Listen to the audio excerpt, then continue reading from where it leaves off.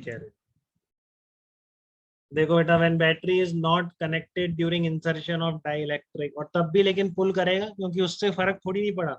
आपने पुलिंग का रीजन आप एक्चुअल में जानते हैं कि fringing of field is responsible. तो बैटरी हटाने से क्या वो फील्ड यूनिफॉर्म तो नहीं हो जाएगी? ठीक है ना, चार्ज कैपेसिटर है, अब भी वो फील्ड होगा और वहां पर वैसा ही हो रहा हो, तो अभी भी अट्रैक्ट करेगा। बट अब फोर्स डेफिनेटली चेंज हो गया है पहले वाले केस की बजाय। पहले वाले केस में एक कांस्टेंट फोर्स से इस डाई इलेक्ट्रिक को अंदर पुल हो रहा था, कांस्टेंट फोर्स से हो रहा था अंदर ही। ठीक है ना। बट अब देखते हैं कि अब भी फोर्स कांस्टेंट आता है या वेरिएबल आता है। ठीक है।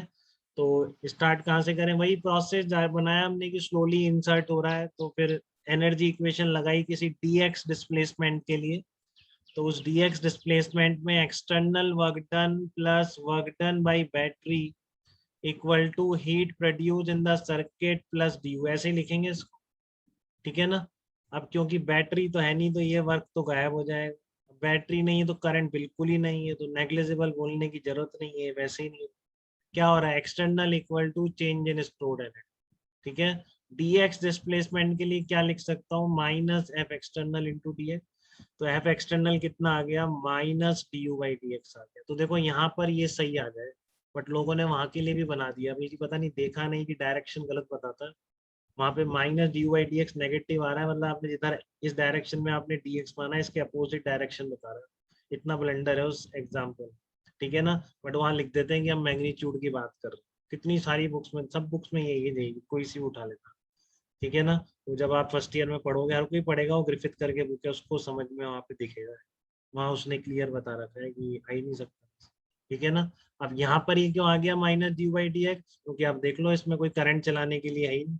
यहाँ पर इलेक्ट्रिक फील्ड फोर्स लगा के इलेक्ट्रॉन्स को मूव कर रहा हूँ। यहाँ पर इलेक्ट्रिक फील्ड का सारा फोर्स केवल डाई इलेक्ट्रिक पे लगा, तो यहाँ नहीं था वो माइनस डी बाई। ठीक है ना। क्योंकि कंजर्वेटिव फोर्स कभी भी बात करेंगे तो क्या होता है? Minus D by D x होता है ना। इलेक्ट्रिक फील्ड क्या है? कंजर्वेटिव। बट वहां पर वो दो जगह डिस्ट्रीब्यूटेड था, इसलिए वो minus D by D X तो उसका नेट फोर्स होगा। ठीक है ना। और आपकी क्या क्या कोशिश थी कि केवल डाई इलेक्ट्रिक पर कितना लग रहा है? ठीक है ना। वहां पर आपकी क्या कोशिश थी कि सिर्फ डाई इलेक्ट्रिक पे निकालना था, आपको इलेक्ट्रिक फील्ड का नेट थोड़ी नहीं निकालना था। नेट तो वहां भी minus D by D x. ठीक है। बट यहाँ पर क्या है कि और कहीं फोर्स ही नहीं लगा रहा है इलेक्ट्रिक फील्ड, केवल इस पे ही लगा रहा है। तो देख लो आप, इस इक्वेशन से वही आ गया माइनस। ठीक है ना। तो यहाँ पर सही रहता है उनका इक्वेशन, बट वहां गलत बैठ जाता है। ठीक है। तो एनर्जी कितनी आ गई? Q square upon two C equivalent आ गई। क्या एनर्जी स्टोर बताइए? अब मैं वो यूज नहीं कर रहा, आप सी बी स्क्वायर, मुझे पता है चार्ज कांस्टेंट। ठीक है ना। तो इसलिए मैं Q square upon two C equivalent use कर, तो फिर मैं डिफरेंशिएट कर रहा हूँ ये निकालने के लिए। तो फिर से D C by D X आ रहा है। ठीक है ना। तो आप देखो यहाँ पर ये सी स्क्वायर का टर्म आ गया ना बेटा, वहां पे तो सीधा V square D C by D X आ गया था। अब ये तो कांस्टेंट फिर से आ जाएगा, क्योंकि सी इक्विवेलेंट तो अब भी वही है, वैसा की वैसा है, कोई डिफरेंस थोड़ी नहीं आएगा इसमें। वही एक्स डिस्टेंस है, जैसे वहां पर आपने सी इक्विवेलेंट लिखा था, यहाँ पर भी सी इक्विवेलेंट तो बिल्कुल वैसे ही लिखा जाना है, एकदम बिना डिफरेंस के। तो ये आपका फिर से कांस्टेंट आ जाएगा। बट ये सी वाला टर्म यहाँ पे दिख रहा है ना बेटा, तो ये जो एक्स का फंक्शन था, ये तो एक्स का, तो इसलिए अब आपका फोर्स कैसा आएगा? फंक्शन ऑफ एक्स आ जाएगा, वेरिएबल फोर्स आ जाएगा। तो उसको निकालने में मैं इंटरेस्टेड नहीं हूँ। ठीक है ना। जब कभी आपको आता है तो आप निकाल तो सकते ही, बट उसको याद रखना है ऐसा कोई इम्पोर्टेंट नहीं है, तो मैंने निकाला ही नहीं हुआ यहाँ।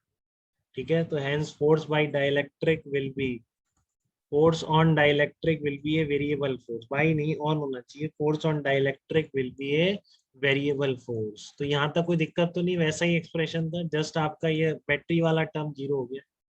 ठीक है ना। ये तो वहां भी जीरो था, बट इसके जीरो होते ही आपका जो कांस्टेंट फोर्स था वो अब वेरिएबल हो गया, एक्स के साथ वेरी करेगा। सी का बड़ा सा एक्सप्रेशन था वो यहाँ लिखा जाएगा। ठीक है। वैल्यूज गिवन होगी तो आप निकाल लेंगे। आपसे ये पूछ सकता है इस पर्टिकुलर एक्स पर कितना फोर्स लगेगा, तो सब बता सकते हैं। ठीक है। बट इस एनर्जी इक्वेशन को यूज कीजिएगा, इंडक्टर में भी यही एडवाइजेबल है, जब तक ये इलेक्ट्रोडायनेमिक्स पढ़े तो यहाँ पर सर्किट की एनर्जी इक्वेशन यूज करिएगा। अच्छा, ठीक है। इंडक्टर में भी यूज करूंगा सेम तरीके। देखो आप यहाँ पर, ये अब वही क्वेश्चन है जैसे वहां कराया था, यहाँ पे भी एक क्वेश्चन बन गया वैसा। Parallel plate capacitor D, charge to potential difference V. इसको नेक्स्ट वीडियो बनाएंगे, इसको स्टॉप कर दो।